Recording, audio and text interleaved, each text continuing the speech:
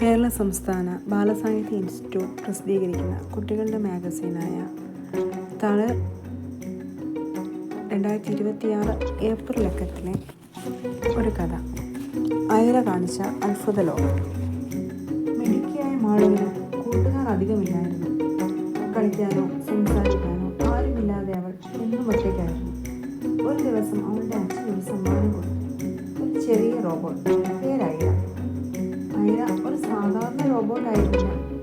അവൾ ചിന്തിക്കാനും സംസാരിക്കാനും പാട്ടുപാടാനും കഥ പറയുവാനും കൂട്ടുകൂടാനും കഴിയുമായിരുന്നു.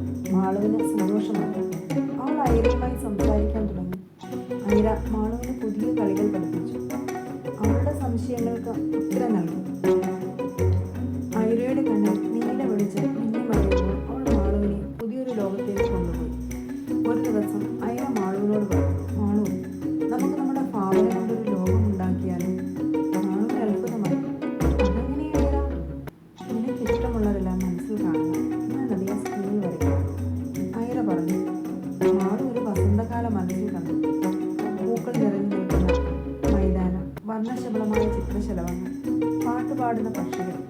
ഐറയുടെ സ്ക്രീനിൽ ആ ചിത്രം തെളിഞ്ഞു. മാണു അതിലൂടെ പറന്നു നടന്നു. പൂക്കളിൽ നിന്ന് തേൻ കുടിച്ചു. പക്ഷികളോട് സംസാരിച്ചു. അതൊരു യഥാർത്ഥ ലോകം പോലെ തോന്നി. ഇത് എന്തൊരു അത്ഭുതം! മാണു സന്തോഷത്തോടെ പറഞ്ഞു. നമുക്ക് പുതിയ കൂട്ടുകാരെയും ഉണ്ടാക്കാം, ഐറ പറഞ്ഞു. ഐറയുടെ സഹായത്തോടെ മാണു ഒരുപാട് പുതിയ കഥകൾ ഉണ്ടാക്കി. പാട്ടുകൾ പാടി കൂട്ടുകാരുമായി സന്തോഷിച്ചു.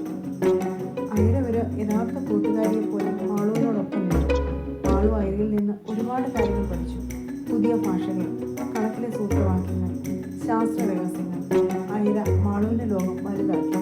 പുതിയ സാങ്കേതിക വിദ്യകൾ ഭാവനയോടൊപ്പം ചേരുമ്പോൾ അത്ഭുതങ്ങൾ സംഭവിക്കും, മാളു മനസ്സിലാക്കി. ഐറ വെറുമൊരു റോബോട്ടായിരുന്നില്ല. മാളുവിൻ്റെ ചിന്തകൾക്ക് ചിറക് നൽകിയ